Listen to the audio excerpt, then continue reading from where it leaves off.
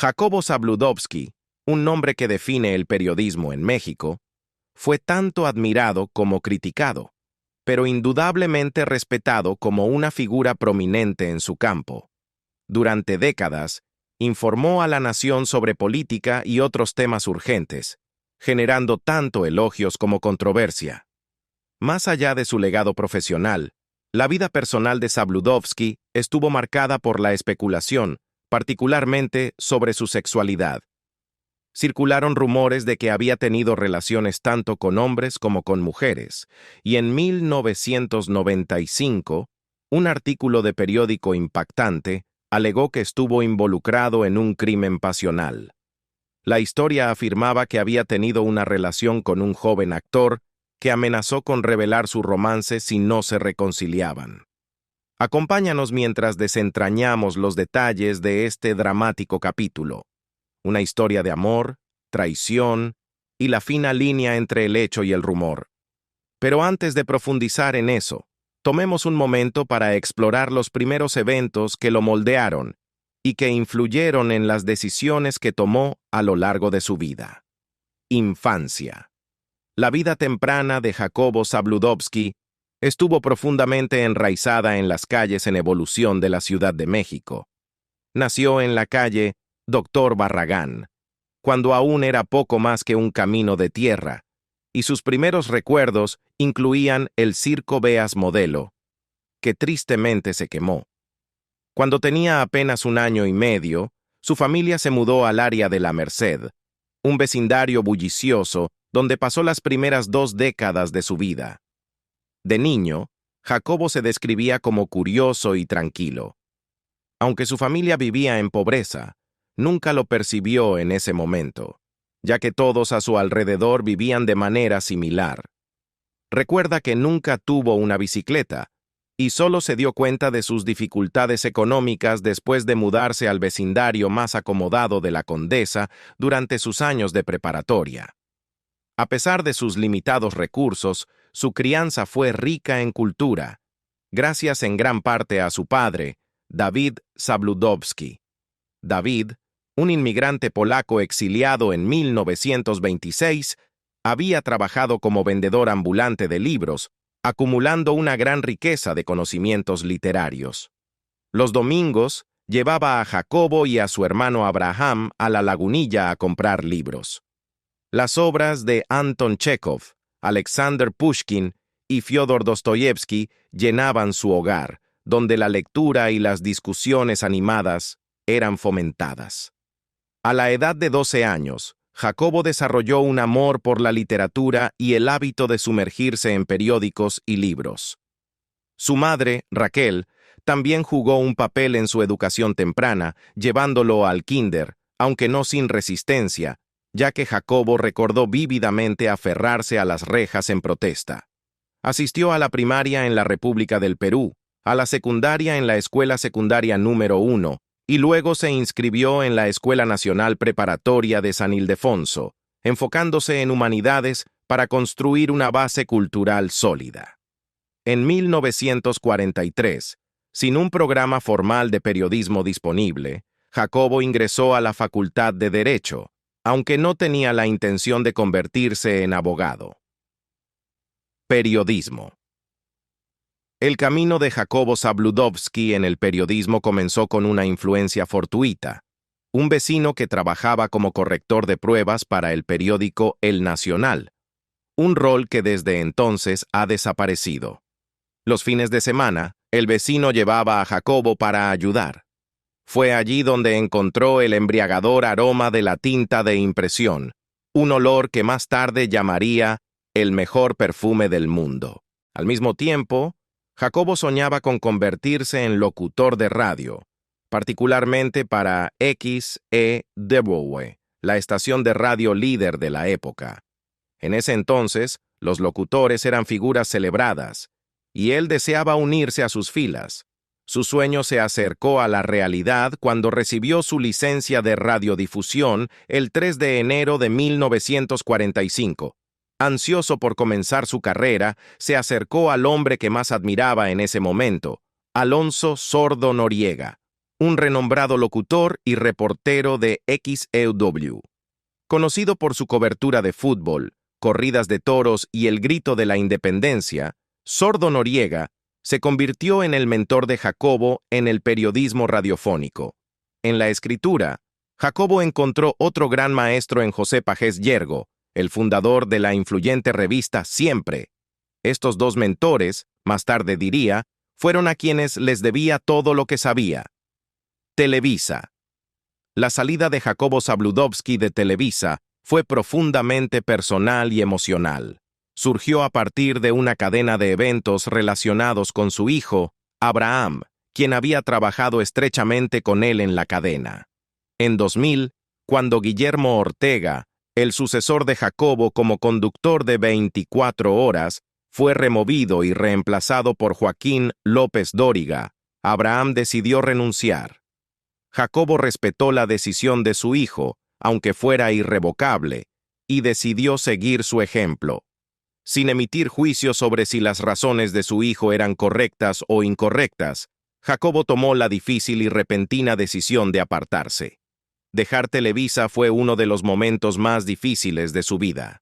El 30 de marzo de 2000, se reunió con Emilio Azcárraga Yen para presentar su renuncia, a pesar de la renuencia de Azcárraga. La reunión terminó con abrazos y palabras sentidas. Jacobo conocía a Emilio desde su nacimiento y había sido testigo de su ascenso al liderazgo de Televisa después del fallecimiento de su padre. Cuando la reunión terminó, Jacobo salió de la oficina en San Ángel a las 5 de la tarde, y su chofer le preguntó, ¿a dónde ahora? Jacobo solo pudo responder, no lo sé. Después de más de 50 años, el lugar que había llamado hogar ya no era suyo. La transición fue agonizante. Televisa había sido su mundo entero. Sus amigos, su rutina, sus secretarias, incluso su identidad, estaban ligados a ella. Fue como nacer de nuevo, salir del vientre de mi madre, reflexionó en una ocasión. Esa tarde, se dio cuenta de que no tenía un destino, ni oficina a la que regresar. Incluso las tarjetas de presentación en su bolsillo llevaban el logo de Televisa. Durante mucho tiempo soñó con regresar, pero nunca intentó volver. Aunque luego se le ofrecieron otros roles, Jacobo se mantuvo firme en su decisión de renunciar, cerrando el capítulo de toda una vida en la cadena. Jacobo Zabludovsky y las bellas vedettes del cine mexicano con las que estuvo asociado. Jacobo Zabludovsky es recordado no solo por su presencia dominante como conductor de 24 horas, sino también por su enigmática vida personal. Aunque su amor perdurable fue, sin lugar a dudas, su esposa, Sara Nerubay Lieberman. Los murmullos sobre supuestos romances con algunas de las vedettes más icónicas del cine mexicano han perdurado, añadiendo una capa de intriga a su legado. A pesar de su sólido vínculo familiar, la prominencia de Zabludovsky en el mundo del periodismo y el entretenimiento lo colocó ocasionalmente en el centro de rumores que involucraban a algunas de las mujeres más glamorosas de la época. Entre ellas se encontraban 3 celebradas vedettes, cuya presunta relación con el periodista alimentó los chismes en su época de esplendor. Un nombre que a menudo aparece en estos relatos es el de Gloria Cárdenas Sandoval, más conocida como Gloriella.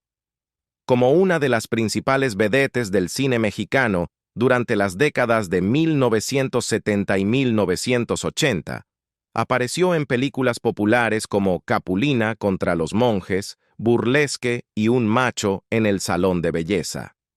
Los rumores sugieren que Gloriella y Jacobo se cruzaron durante sus años de mayor fama, probablemente en uno de los muchos eventos o reuniones de tauromaquia que él frecuentaba como un devoto aficionado. Aunque su supuesto romance nunca fue confirmado, la idea de una conexión entre el periodista y la glamorosa estrella cautivó la imaginación del público. Otro nombre vinculado a Zabludovsky es la princesa Yamal, nacida Isabel Camila Maciero en Argentina y más tarde naturalizada mexicana. Conocida por sus papeles en películas como Noches de Cabaret y El Rey de las Ficheras, la vida de Yamal estuvo marcada tanto por la fama como por la controversia. Aunque los detalles de cualquier relación con Jacobo son escasos, su notoriedad alcanzó un pico tras el infame robo de 1985 en el Museo Nacional de Antropología de la Ciudad de México. Yamal, vinculada románticamente a José Ramón Serrano, un amigo de los cerebros del robo, fue arrestada en relación con el crimen. Pasó casi 3 años en prisión antes de probar su inocencia, un capítulo dramático de su vida que Zabludovsky mismo cubrió durante su carrera. Finalmente, está María del Rosario Mendoza, famosa como Rosy Mendoza o La cintura más breve. Una de las figuras más prominentes del cine mexicano en las décadas de 1970 y 1980, protagonizó películas como Santo en oro negro y Juana la cantinera. Al igual que las demás, su supuesto vínculo con Zabludovsky nunca fue confirmado, pero los murmullos sobre una conexión fugaz entre ambos fueron suficientes para despertar la curiosidad durante su época de fama. ¿Cuál fue la historia de amor de Jacobo Zabludovsky y Sara Nerubay? Antes de convertirse en una figura célebre, Jacobo Zabludovsky era un joven que vivía en el corazón de la Ciudad de México, donde se enamoró de la mujer que sería su compañera de toda la vida. En medio de los bulliciosos mercados y las vibrantes calles, Jacobo conoció a Sara Nerubay Lieberman, una joven de ascendencia judía rusa e hija de un comerciante exitoso. La historia de amor de la pareja comenzó en la calle de San Ildefonso, donde sus caminos se cruzaban regularmente. En ese momento, Jacobo estudiaba Derecho en la UNAM, mientras que Sara terminaba sus estudios de preparatoria en la misma institución. Viviendo a solo unos edificios de distancia, a menudo se encontraban en su vecindario o en los terrenos de la universidad. Para Jacobo, la religión nunca fue una barrera para el amor. Aunque la tradición judía anima a los hombres a casarse dentro de la fe para preservar la continuidad religiosa y cultural, él creía que el amor no entiende de religiones.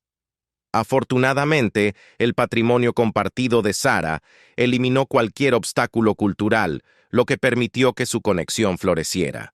Su relación se profundizó después de un encuentro fatídico en la calle Palma, donde el padre de Sara era dueño de una perfumería. Jacobo encontró a Sara probándose un anillo que un vendedor le había ofrecido en el Monte de Piedad. Confundiéndolo con un anillo de compromiso, le preguntó si se estaba casando. Ella se rió y aclaró que simplemente lo estaba probando. Inspirado por ese momento, Jacobo compró el mismo anillo 2 días después y le propuso matrimonio. La pareja se casó en una ceremonia civil el 22 de junio de 1954. Jacobo tenía 26 años y Sara 20. Juntos tuvieron 3 hijos, Abraham, Diana y Jorge. A pesar del origen privilegiado de Sara, circularon rumores de que Jacobo la había casado por conveniencia económica, ya que el éxito empresarial de su familia les había traído una gran riqueza. Sin embargo, amigos y familiares refutaron constantemente esta narrativa, afirmando que su matrimonio estaba basado en un amor genuino. Félix Cortés Camarillo, el editor en jefe de 24 Horas, el icónico programa de noticias que Zabludovsky presentó durante 27 años, comentó sobre el vínculo inseparable entre ellos. Recordó cómo Sara apoyó a su esposo en cada triunfo y desafío, sin flaquear en su apoyo. Sin Sara Nerubay, Jacobo Zabludovsky no habría sido nada, afirmó Cortés en una entrevista, destacando su papel como su confidente y colaboradora. Hasta su fallecimiento, Sara fue la compañera inquebrantable de Jacobo, desempeñando un papel esencial en su vida personal y profesional. Jacobo se enamoró de un joven actor. Sin embargo, cuando terminaron la relación, él fue encontrado muerto. La vida personal de Jacobo Zabludovsky estuvo rodeada de especulaciones, particularmente sobre su sexualidad. A lo largo de su vida, circularon rumores sobre sus relaciones tanto con hombres como con mujeres, lo que añadió un aire de misterio a su reservada y formal personalidad pública. Una de las controversias más notables ocurrió en 1995, cuando un joven actor, Gerardo Hemer, cuya trágica y misteriosa muerte se convirtió en el foco de muchas especulaciones e intriga mediática. Con solo 25 años, Gerardo Hemer era una estrella en ascenso en el entretenimiento mexicano, conocido por sus papeles en programas como Mujer, Casos de la Vida Real y la telenovela La Paloma. Estaba en el punto más alto de su carrera cuando fue encontrado muerto en su departamento el 4 de septiembre de 1995. Inicialmente, su muerte se atribuyó a una fuga de gas, con informes que indicaban que había inhalado gas mientras dormía. Sin embargo, pronto surgieron alegaciones más oscuras, apuntando a un posible crimen pasional. Según estos informes, se decía que Hemer había estado involucrado en una relación romántica con Zabludovsky, que había terminado en circunstancias tensas. Se alegaba que Hemer había amenazado con exponer su relación a los medios, incluso afirmando que poseía evidencia fotográfica. Días después de esta supuesta amenaza, el joven actor fue encontrado muerto en circunstancias espantosas. Los informes sugerían que su cuerpo mostraba signos de horribles torturas. A pesar de la naturaleza perturbadora de estas afirmaciones, la narrativa oficial de una fuga de gas nunca fue revisada, y el caso fue cerrado discretamente. Alimentando aún más la especulación, el periodista Víctor Hugo Sánchez afirmó más tarde en una entrevista que Televisa había suprimido la verdadera historia detrás de la muerte de Hemer. Sánchez relató una supuesta conversación con el colega de Zabludovsky, Leopoldo Meraz, quien le dijo que Hemer había sido asesinado y sugirió una posible conexión romántica con Zabludovsky. Los detalles exactos de la muerte de Hemer siguen envueltos en misterio, dejando espacio para la especulación continua. Las relaciones rumoreadas de Zabludovsky se extendieron más allá de Hemer. También se le vinculó con otros hombres, incluidos el actor costarricense Rafael Rojas y los artistas mexicanos Miguel Pizarro y Heriberto Murrieta, un periodista deportivo cuya carrera, según se decía, Zabludovsky había apoyado significativamente. Conocidos cercanos sugirieron que Zabludovsky podría haber sido bisexual, una afirmación respaldada por informes que indicaban que a menudo ayudaba a jóvenes actores y periodistas a avanzar en sus carreras. A pesar de estos persistentes rumores, Zabludovsky siguió siendo una persona privada, nunca abordando públicamente la especulación que rodeaba su vida personal. Sus conexiones con amigos influyentes, como Rubén Olivares y Paco Malgesto, añadieron otra capa de intriga, ya que se sabía que asistía a sus fiestas lujosas a pesar de mantener una imagen pública conservadora. La controversia en torno a la muerte de Gerardo Hemer sigue siendo uno de los episodios más inquietantes y no resueltos vinculados al legado de Zabludovsky. Mientras que los registros oficiales ofrecen poca claridad, los rumores de un escándalo que involucra a uno de los periodistas más icónicos de México siguen cautivando la fascinación pública. Cáncer. Jacobo Zabludovsky estaba luchando contra una enfermedad grave. Le habían diagnosticado melanoma maligno, una forma de cáncer de piel. ¡Qué nombre tan pequeño!, se ríe. Además de eso, también tenía cáncer de próstata, pero ahora está en remisión. Explicó que todavía necesita chequeos regulares, algo que todas las personas de su edad deberían hacer, sobrevivientes de cáncer o no. Reflexionó sobre el impacto del diagnóstico, admitiendo que el verdadero primer golpe llega con la simple palabra cáncer. Te dicen tienes cáncer y tu mundo se derrumba, dice. Después de que pasa el shock, tienes que luchar sin descanso. Si lo detectas a tiempo, lo puedes vencer más fácilmente. El cáncer no perdona. Si no lo vences, te mata. Punto. Zabludovsky traza un paralelismo con La Divina Comedia de Dante Alighieri, que comienza con la famosa línea: a mitad de camino de la vida me encontré en un bosque oscuro. Durante años, los estudiosos debatieron qué edad marca el punto medio de la vida. Para Zabludovsky, llegó cuando dejó Televisa y comenzó su camino hacia la recuperación. Hace 4 años, comencé la otra mitad de mi vida, dice, marcando ese momento como su punto de giro personal. Después de luchar contra una deshidratación severa que resultó en una hospitalización de 1 semana en la Ciudad de México, Jacobo Zabludovsky sufrió un derrame cerebral en las primeras horas del 2 de julio de 2015, lo que finalmente condujo a su muerte. El reconocido periodista fue sepultado en el cementerio judío tras un servicio funerario judío.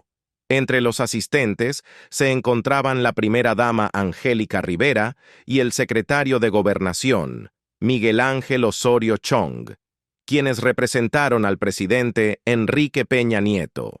El entierro tuvo lugar en medio de una lluvia intensa, lo que agregó al ambiente sombrío.